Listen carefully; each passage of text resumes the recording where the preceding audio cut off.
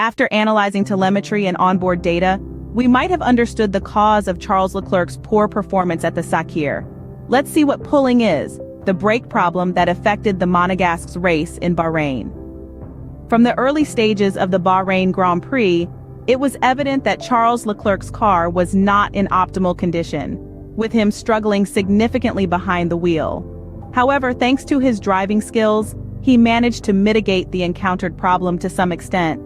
After all, in the 3 days of testing and in the free practices leading up to the race, his braking abilities have always been top-notch, and it's unlikely that he forgot how to approach braking in a single day. What might have influenced his performance is known as pulling, a brake-related issue that marred Charles Leclerc's Bahrain race. Shortly before the start of the race, a note from the race direction arrived regarding some interventions made on car #16. Indeed, a cooling duct of the Brembo system at the front was replaced on his car. Probably the technicians detected some anomalies in the component and intervened to prevent further problems. The most striking episode that raised alarm bells in the Ferrari garage was the abnormal locking in turn 10. This was because it occurred continuously, with Charles Leclerc consistently overshooting the apex. From the onboard footage and telemetry, the possible brake problem suffered by the Ferrari driver emerged.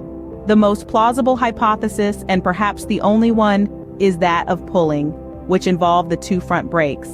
This rather bothersome phenomenon for drivers is caused by a misalignment of temperatures in the braking system of an axle, in this case, the front one. As his race engineer mentioned in the team radio conversation, later interrupted with Charles Leclerc, there was a significant temperature difference between the two braking systems, estimated at around 100 degrees C between the right, anomalous, and left. This caused the brake disc and pad material to work unevenly, resulting in different braking power. The simplest example is that one brake more than the other. The temperature difference triggered the pulling, pushing Charles Leclerc's car to the right during deceleration. An extremely annoying phenomenon for a driver because it erodes confidence during braking, leading to almost constant understeer. The cause of the brake problem remains unknown, and Ferrari may initiate an investigation together with the Italian manufacturer of the braking system. With Carlos Sainz on the podium and Charles Leclerc just below, Ferrari approaches the Jeddah weekend with mixed feelings.